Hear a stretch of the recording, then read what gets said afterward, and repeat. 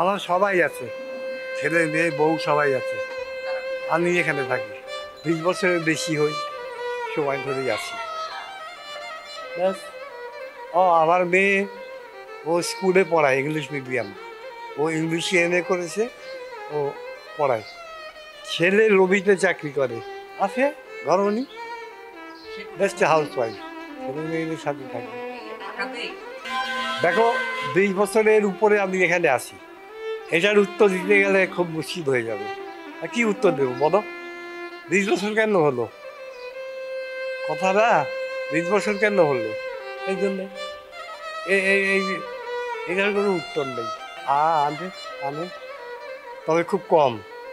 রান্না কারণ এখানে পাওয়া যায়, আর কিনতে পাওয়া যায় না। রোজার ইফতারি যেটা বোঝাও বা সেহেরি যেটা বোঝাচ্ছ, ওগুলো পাই না।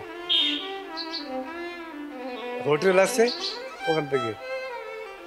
আমাদের এখানে চায়ের কোনো ব্যবস্থা নেই।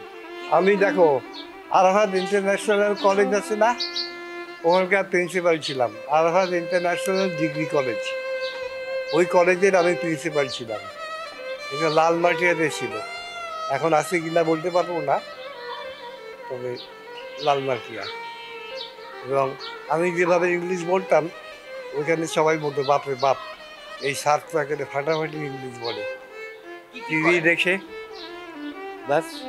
আমি নিউজ পেপার, খবরের কাগজ, সংবাদপত্র পড়ি না, বিরক্ত লাগে। কে এত পড়ে, এই জন্যে পড়ি না।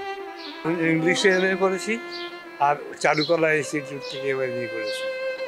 আর চারুকলা থেকে আমি স্কলারশিপ পেয়েছিলাম জাপানে যাওয়ার। মেধা দেশে কাজে লাগানো যায়।